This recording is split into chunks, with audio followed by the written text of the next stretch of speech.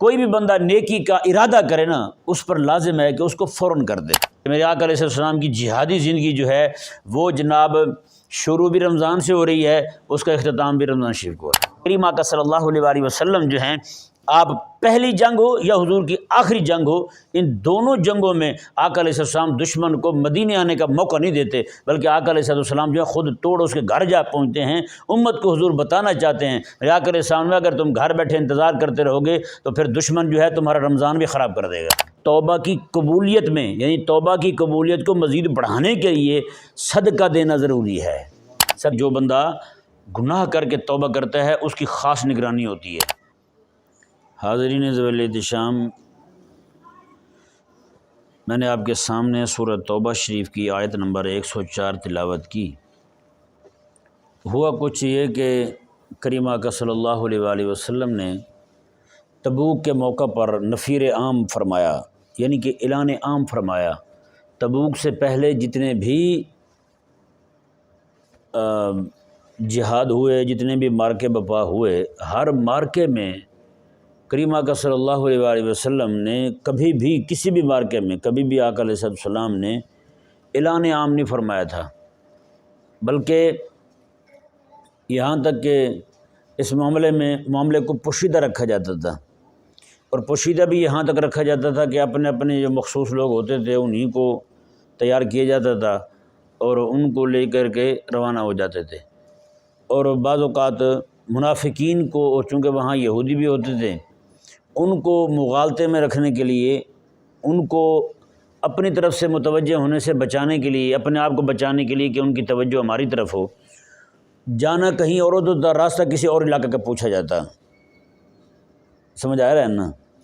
کسی اور علاقے کا راہ پوچھا جاتا، جی فلاں علاقہ کہاں پڑتا ہے، واللہ اتنا سفر کہاں ہے وہ، یعنی کہ دور جانا ہوتا تو قریب کا علاقہ کوئی وہ پوچھ لیا جاتا تاکہ ان کی توجہ ہی نہ جائے کہ یہ جناب جہاد کے لیے جا رہے ہیں، ان کو ایسا محسوس ہو کہ یہ قریب جا رہے ہیں، بس یہ دوپہر میں شام میں واپس آئے بس۔ سمجھ آ رہا ہے نا؟ تو یوں پوچھا جاتا تھا ان سے، ان کو کہا نہیں جاتا تھا کہ ہم وہاں جا رہے ہیں، ان سے صرف پوچھا جاتا تھا۔ اب ظاہری بات ہے کوئی بندہ کسی سے پوچھے کہ یار یہاں سے ملتان چونکہ کس طرف پڑتا ہے، تو ظاہری بات ہے بتانے والا بندہ بھی سمجھ جائے گا بھی یہ وہاں جانا چاہتا ہے، یہ وہاں جانا چاہتا ہے۔ تو یوں پوچھا جاتا تھا ان سے، وہاں منافق بھی ہوتے تھے، یہودی بھی ہوتے تھے۔ تو یہ پہلا موقع تھا تبوک کا، میرے آقا صلی اللہ علیہ وسلم نے اعلان عام فرمایا، میں ابھی سب نے جانا ہے، ہاں جی، چاہے تم بوجھل ہو، ہلکے ہو، جیسے بھی ہو، ہاں جی، جو بھی معاملات ہیں بس جانا ہے تو جانا ہے۔ تو چونکہ پہلی بار اس طرح اعلان ہوا تھا تو آقا علیہ السلام کے صحابی تھے، حضرت کعب ہو گئے، حضرت مرارہ ہو گئے، اور باقی یہ جو ہے نا آقا علیہ السلام کے کچھ صحابہ، حضرت ابو لبابہ ہو گئے، یہ رہ گئے کسی سبب سے، کسی وجہ سے بھی پیچھے پہنچ جائیں گے، بس بیٹھے رہے تو پھر بعد میں جو ہے وہ ان کو وہ نہ معاملہ بن پایا ان کے جانے کا۔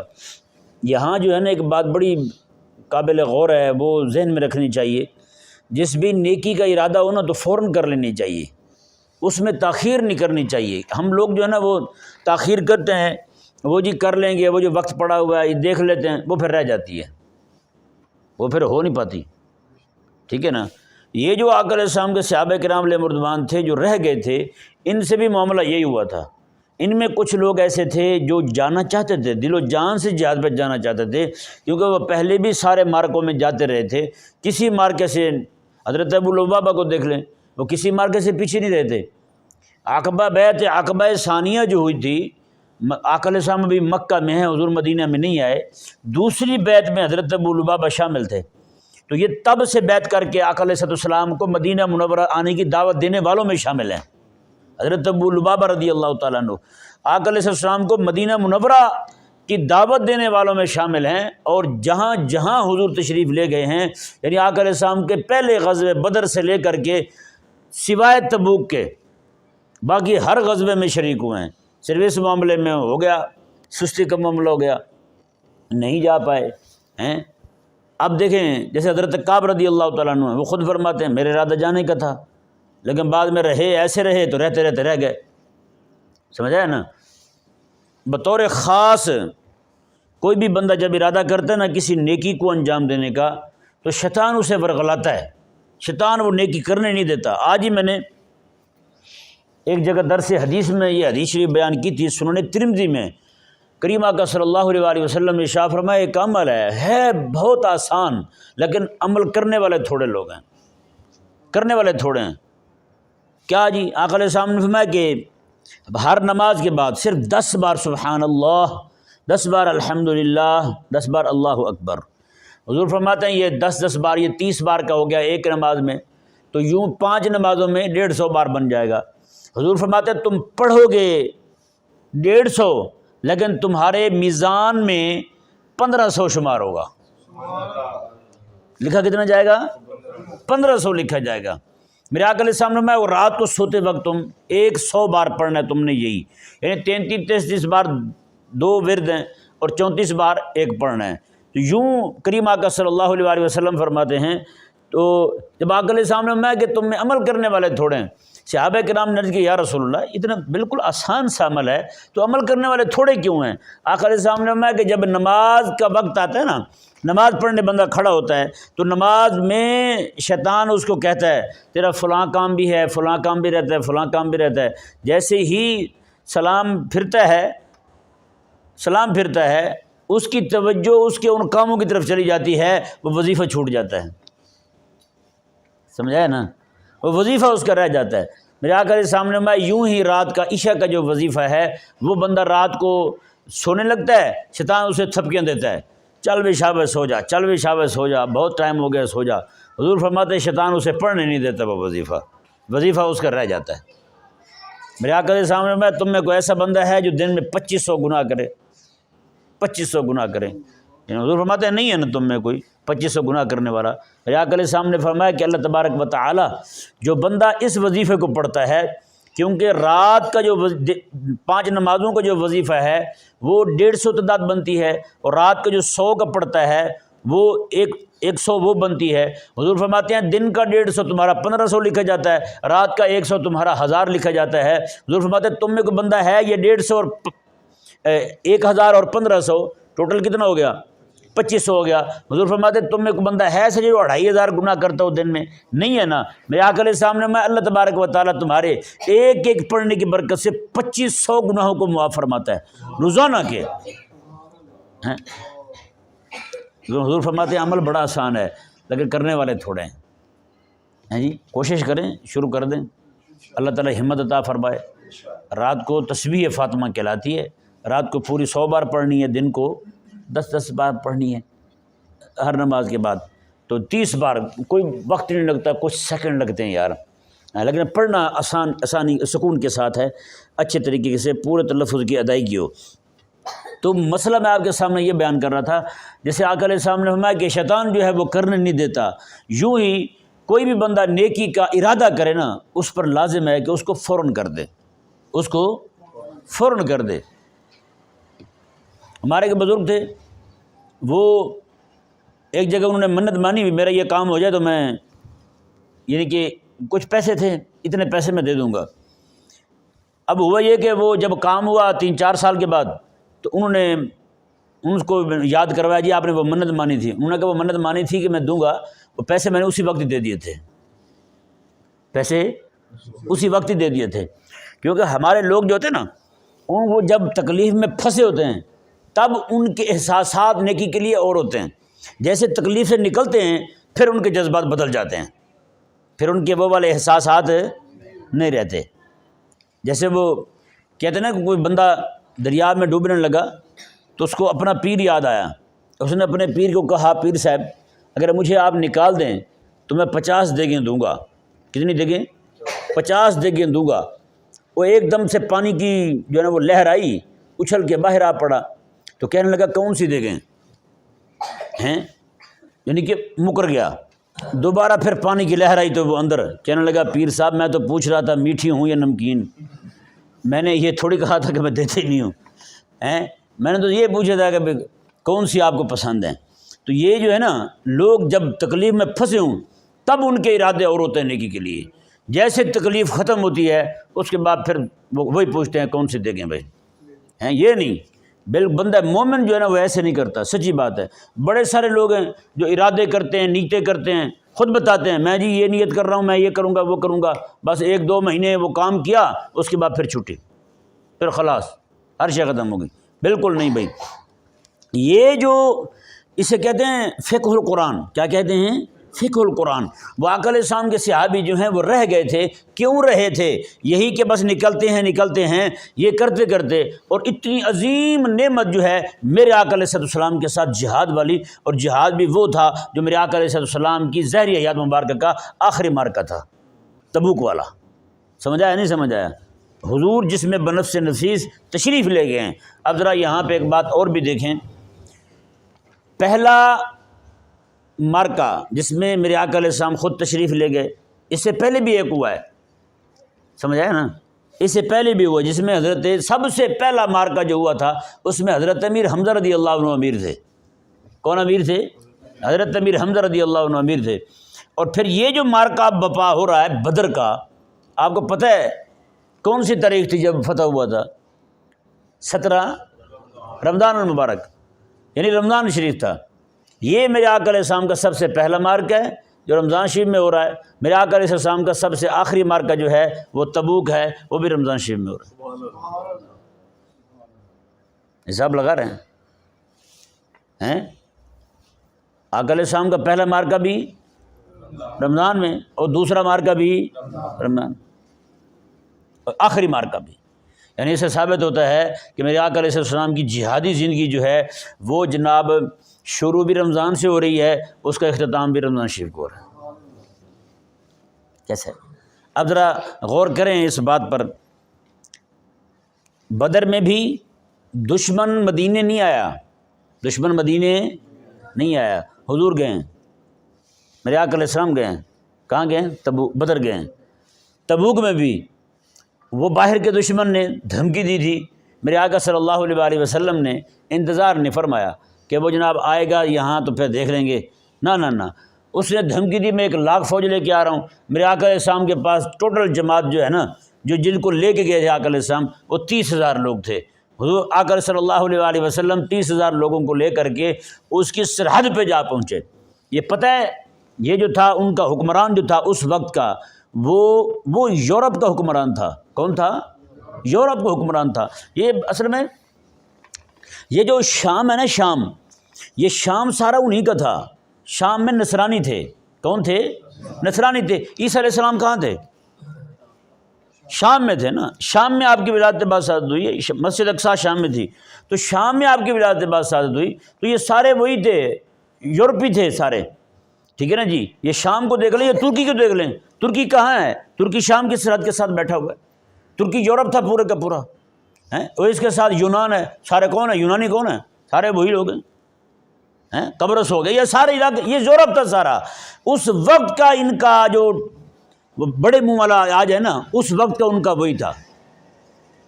سمجھایا نہیں سمجھایا؟ اس نے اس وقت دھمکی لگائی تھی، وہ نصرانی تھا۔ اس نے کہا تھا کہ میں 1,00,000 فوج لے کے آ رہا ہوں اور مدینہ منورہ میں چڑھائی کروں گا۔ اب بتائیں اس وقت کا جو بدماش تھا وہ یہی تھا جو آج ہے جی۔ اس نے یہ کہا تھا کہ میں آ رہا ہوں، میرے کریم آقا صلی اللہ علیہ وسلم نے اس کو اتنا ٹائم بھی نہیں دیا کہ وہ سنبھلے۔ میرے آقا علیہ السلام جماعت لے کے اس کے دروازے پہ پہنچ گئے، میں آ گیا۔ سمجھایا نہیں سمجھایا؟ میرے آقا علیہ السلام کی سیرت مبارکہ سے معلوم ہوتا ہے۔ اب دیکھیں دشمن 2 ہیں، مکے والے اپنے قبیلے کے لوگ تھے، قبیلے والے جو ہیں دشمن ہیں، ان کو پکڑ رہے ہیں حضور، تو بدر جا کے پکڑ رہے ہیں جی۔ یہ دوسرے تھے، یہ باہر کے دشمن تھے، ان کو بھی حضور پکڑ رہے ہیں تو ان کے گھر جا کے پکڑ رہے ہیں۔ سمجھ آ رہا ہے؟ یعنی آقا علیہ السلام کی جو جد و جہد کی جو زندگی ہے، جہاد والی زندگی ہے، یہ واضح کرتی ہے کہ کریم آقا صلی اللہ علیہ وسلم جو ہیں، آپ پہلی جنگ ہو یا حضور کی آخری جنگ ہو، ان دونوں جنگوں میں آقا علیہ السلام دشمن کو مدینے آنے کا موقع نہیں دیتے، بلکہ آقا علیہ السلام جو ہے خود توڑ اس کے گھر جا پہنچتے ہیں۔ امت کو حضور بتانا چاہتے ہیں آقا علیہ السلام میں اگر تم گھر بیٹھے انتظار کرتے رہو گے تو پھر دشمن جو ہے تمہارا رمضان بھی خراب کر دے گا۔ آج جو کچھ ہو رہا ہے دیکھ رہے ہیں آپ، قسم خدا کی بہت تکلیف ہے۔ ہر طرف مسلمان جو ہے نا اس کا خون بہایا جا رہا ہے، ہر طرف جناب یہ کتے دندناتے پھرتے ہیں۔ یہ انتظار کرتے رہیں گھر میں بیٹھ کے، یار وہ آئے تو کچھ ہو، وہ آئے تو کچھ ہو۔ میرے آقا علیہ السلام کی زندگی مبارکہ جو ہے نا وہ یہ نہیں کہتی حیات مبارکہ، حضور کی سیرت مبارکہ جو ہے نا وہ نہ بلکہ آقا صلی اللہ علیہ وسلم تو توڑ ان کے گھر جا پہنچتے ہیں۔ یہ خیبر والا معاملہ ہو تو وہاں بھی یہی تھا، ان کو تو پتہ ہی نہیں تھا۔ میرے آقا صلی اللہ علیہ وسلم راتوں رات تشریف لے گئے، رات کو حضور روانہ ہوتے ہیں، فجر کی نماز کے وقت وہاں پہنچ گیا ہے، پچھلی رات کو حضور وہاں پہنچ جاتے ہیں، سمجھا ہے نا۔ بنو قریظہ کا معاملہ ہوتا ہے تو وہاں بھی یہی ہے۔ خندق کا معاملہ بھی ختم ہوا ہے، صحابہ کرام علیہ رضوان جو ہیں زخمی حالت میں، وہ کسی حالت میں تھکاوٹ ہے، ظاہری بات ہے خندق کھودی اور معاملات تھے، لڑائی رہی اتنے دنوں تک۔ تو کریم آقا صلی اللہ علیہ وسلم کے زوجہ محترمہ وہ فرماتی ہیں آقا علیہ السلام واپس تشریف لائے تھے، حضور آقا علیہ السلام سر مبارکہ دھو رہے تھے، ابھی آدھے سر پہ پانی بہایا تھا، آدھے سر پہ پانی نہیں بہایا تھا، جبریل امین آ گئے، کہنے لگے حضور چلنا ہے، حضور نے فرمایا ابھی چلنا ہے، انہوں نے کہا ابھی چلنا ہے، حضور نے فرمایا جا رہے ہیں۔ اسی وقت آقا علیہ السلام نے حضرت بلال کو طلب فرمایا، حضرت بلال رضی اللہ تعالیٰ عنہ اعلان کرتے ہیں اور روانہ ہو جاتے ہیں۔ بتائیں یار، یہ کاش کہ یہ امت سمجھ جائے یار، قسم خدا کی ہیں۔ آج جو ہے نا تتر بتر ہو گئے سارے، ایسے لاوارثوں کی طرح مارا جا رہا ہے، یعنی کہ ایسی بکریاں ہیں، پوری امت کو بکری بنا دیا گیا ہے جس کا کوئی چرواہا ہی کو نہیں یار، جس کا کوئی چرانے والا ہی کو نہیں۔ اس کا چرواہا جو ہے نا وہ خلیفہ ہے بھائی، جب تک اس کا جو خلیفہ نہیں آئے گا تب تک ان کا حال یہی رہے گا۔ آج دین دشمن جو ہیں، بڑے سے بڑے لچے، بڑے سے بڑے کمینے جو ہیں وہ ان کی بھی مرکزیت، ان کے پاس بھی مرکز ہے یار، ایک مسلمانوں کے پاس مرکز کوئی نہیں۔ ہر بندہ اپنے طور پہ امیر المومنین بنا ہوا ہے، ہر بندہ اپنے طور پہ جناب مجاہد اسلام بنا ہوا ہے، پھر نتیجہ یہی ہے۔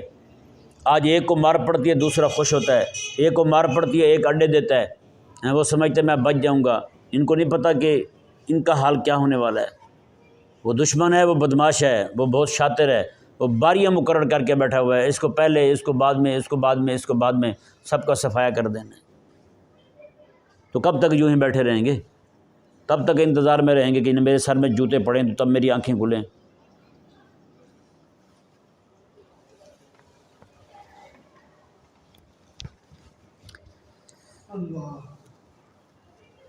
اس آیت مبارکہ میں اللہ تبارک و تعالی نے ارشاد فرمایا کہ وہ حضرت ابو لبابہ رضی اللہ تعالیٰ عنہ جو ہیں، کیونکہ آگے ان کا معاملہ آگے آنا ہے، جو دوسرے ہیں، یہ جو حضرت ابو لبابہ تھے رضی اللہ تعالیٰ عنہ، انہوں نے آ کر کے اپنے آپ کو مسجد نبوی شریف میں باندھ لیا تھا، مسجد نبوی میں باندھ لیا تھا کہ جہاد میں رہ گئے ہیں، سستی ہو گئی ہے، اپنے آپ کو باندھ لیا اور یہ کہا کہ اللہ تعالیٰ کے حبیب علیہ السلام چھوڑیں گے تو ہم چھوڑیں گے۔ میرے آقا علیہ السلام نے بھی، انہوں نے قسم کھائی تھی حضرت ابو لبابہ نے اور ان کے جو ساتھی تھے، تو حضرت میرے آقا صلی اللہ علیہ وسلم نے فرمایا کہ حضور نے بھی قسم اٹھائی، میں بھی نہیں چھوڑوں گا جب تک اللہ مجھے نہیں فرمائے گا، کیونکہ انہوں نے اپنے آپ کو باندھ لیا وہاں پہ، ہفتہ بھر شاید بندے رہے، یہ سے آگے پیچھے کو مدت بنتی ہے، یہ اپنے آپ کو انہوں نے باندھ دیا، وہیں رہے مسجد نبوی شریف میں۔ اللہ اکبر کبیرہ، کیا کیفیت ہوئی، کیا معاملات ہوئے، یہ اللہ تبارک و تعالیٰ ہی جانتا ہے۔ تو اللہ تعالیٰ نے جب ان کی توبہ قبول فرمائی، قرآن کریم کی آیت مبارکہ نازل فرما دی، تو یہ آیت مبارکہ تب نازل ہو رہی ہے۔ اللہ تعالیٰ نے فرمایا الم یعلموا ان اللہ هو یقبل التوبۃ عن عبادہ، میں کیا ان کو پتہ نہیں ہے کہ اللہ اپنے بندوں کی توبہ قبول فرماتا ہے، اللہ اپنے بندوں کی توبہ قبول فرماتا ہے۔ ویاخذ الصدقات، اور اللہ تعالیٰ اپنے بندوں سے صدقات بھی لیتا ہے، اپنے بندوں سے صدقات بھی لیتا ہے۔ صدقات لینے کا مطلب یہ ہے کہ اللہ تعالیٰ کے حبیب علیہ السلام رب کے نائب بن کے ان سے لیتے ہیں اور رب کے ہی بندوں کو لٹا دیتے ہیں، رب کی طرف سے لیتے ہیں اور رب کے بندوں کو ہی دے دیتے ہیں، ٹھیک ہے نا جی۔ اور فرمایا اللہ تبارک و تعالیٰ نے وَأَنَّ اللَّهَ هُوَ التَّوَّابُ الرَّحِيمُ، اور اللہ تبارک و تعالیٰ بہت زیادہ توبہ قبول فرمانے والا، بڑا مہربان ہے۔ یہاں یہ ذہن میں رہے، توبہ کی قبولیت کے بعد صدقات کا حکم آیا ہے، صدقے کا حکم آیا ہے۔ اللہ اکبر، قربان جائیں وہ بات جو میں کرتا ہوں نا آپ کے سامنے کہ ایک انفاق فی سبیل اللہ ہے، ایک ہے صدقہ۔ انفاق غلبہ دین کے لیے ہے، انفاق غلبہ دین کے لیے، اور صدقہ جو ہے یہ عام ہے، کہیں بھی دیا جا سکتا ہے۔ اب چونکہ جہاد سے واپس آ گئے ہیں اب جو ہے ان کو حکم دیا جا رہا ہے، کیونکہ جہاد والی فی الحال تو کوئی روانگی نہیں ہو رہی، کوئی مہم پہ نہیں جا رہا، تو اس لیے اللہ نے ان کو فرمایا کہ تم صدقہ دو۔ اب وہ انفاق والا جو معاملہ تھا وہ اب گزر چکا ہے، جنہوں نے جو حصہ لینا تھا وہ لے چکے ہیں، اب تمہارا معاملہ جو ہے نا وہ صدقے والا ہے، وہ تم صدقہ کرو۔ سمجھا رہے نا؟ یہ عجیب نقطہ ہے یہاں پہ جو آپ کے سامنے کھلا ہے۔ اور یہاں پہ ایک بات ذہن میں رہے کہ کریم آقا صلی اللہ علیہ وآلہ وسلم جو ان سے صدقہ وصول فرما رہے ہیں، اور اللہ بھی فرما رہا ہے کہ اللہ ان سے صدقہ لیتا ہے، اللہ ان سے صدقہ، سمجھ آ رہا ہے کوئی نہیں آ رہا؟ تھک تو نہیں گئے ہیں؟ اللہ ان سے صدقہ لیتا ہے، توبہ قبول ہوتی ہے، صدقہ لیتا ہے۔ دو چیزوں کو اکٹھے بیان فرمانا اس بات کی دلیل ہے، کسی بندے سے کوئی معاملہ ہو جائے اور وہ توبہ کرے تو توبہ کی قبولیت میں، یعنی توبہ کی قبولیت کو مزید بڑھانے کے لیے صدقہ دینا ضروری ہے، صدقہ دینا ضروری ہے۔ جہاد سے رہ گئے ہیں تو اللہ تعالیٰ نے فرمایا کہ تم توبہ کر لی ہے تم نے، اب صدقہ دو۔ اب کیا کرو؟ یہاں پہ ایک بات اور قابل غور ہے، وہ یہ ہے کہ ممکن ہے کہ ان کا رہنا جو ہے وہ مال کی محبت کی وجہ سے ہو، تو جب وہ مال دیں گے اللہ تعالیٰ کے نام پر، مال نکالیں گے، دل سے محبت نکلے گی مال کی، تو پھر اللہ تبارک و تعالیٰ کی بارگاہ میں وہ قرب پا لیں گے جو جہاد والوں نے پایا تھا۔ سمجھ آیا نہیں سمجھ آیا؟ ہاں، یہ بات بڑی قابل غور ہے۔ فرمایا کہ اللہ تبارک و تعالیٰ نے کہ لوگ جو ہیں وہ توبہ بھی کریں اور صدقہ بھی دیں۔ آج بھی کسی بندے سے گناہ ہو جائے تو ہمارے علماء نے لکھا ہے کہ کسی بندے سے گناہ ہو جائے تو وہ توبہ کرے، توبہ کرنے کے بعد جو ہے وہ مدرسے کے طالب علموں کو ان کی ضرورت کی کوئی شے لے کے دے دے، کتابیں لے کے دے دے، مدرسے میں لوٹا رکھوا دے، چٹائی لے دے، کوئی بھی شے کھانے پینے کی کسی بھی ضرورت کی شے دے دے، تو فرماتے ہیں کہ یہ چیزیں جو ہیں اس کی توبہ کی قبولیت میں معاون ہوں گی۔ سمجھا رہے ہیں نا؟ ہاں، یہ بہت اہم مسئلہ ہے۔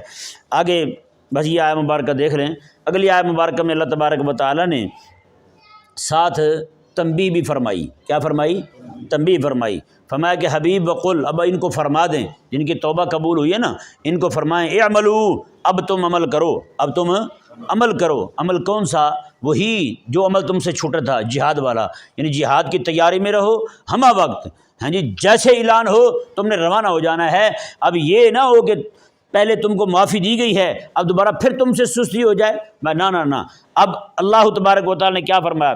فَسَيَرَ اللَّهُ عَمَلَكُمْ وَرَسُولُهُ وَالْمُؤْمِنُونَ، فرمایا اب اللہ تعالیٰ تمہارے دلوں کی نگرانی کرے گا، میرے حبیب کریم علیہ السلام اور میرے حبیب کے صحابہ جو ہیں وہ تمہارے عملوں کی نگرانی کریں گے۔ سمجھایا نہیں سمجھایا؟ توبہ ہے تو توبہ پھر پکی ہو، یہ نہ ہو کہ توبہ کے خلاف کو عمل تم سے سرزد ہو جائے، یہ نہیں ہونا۔ اللہ بھی تمہارے دلوں کو نگرانی کرے گا تمہاری نیت جاننے کی ہے یا نہیں، اور حبیب کریم علیہ السلام بھی دیکھیں گے تمہیں، اور حبیب کریم علیہ السلام کے ساتھ صحابہ کرام علیہ رضوان بھی دیکھیں گے۔ اللہ اکبر کبیرہ۔ اس سے ثابت ہوا کہ جو بندہ گناہ کر کے توبہ کرتا ہے اس کی خاص نگرانی ہوتی ہے، اس کی خاص نگرانی ہوتی ہے۔ اسے چاہیے کہ اپنے دل پر بھی قابو رکھے اور اپنے اعضاء پر بھی قابو رکھے۔ اللہ تبارک و تعالیٰ نے ارشاد فرمایا وَسَتُرَدُّونَ إِلَىٰ عَالِمِ الْغَيْبِ وَالشَّهَادَةِ، اور تم لٹائے جاؤ گے اس بارگاہ کی طرف جو غیب کو بھی جاننے والی ہے اور حاضر کو بھی جاننے والی ہے۔ فَيُنَبِّئُكُم بِمَا كُنتُمْ تَعْمَلُونَ، پھر وہ تمہیں بتا دے گا جو کچھ تم کرتے رہے تھے، جو کچھ تم کرتے رہے تھے۔ اللہ تعالیٰ سمجھنے کی توفیق عطا۔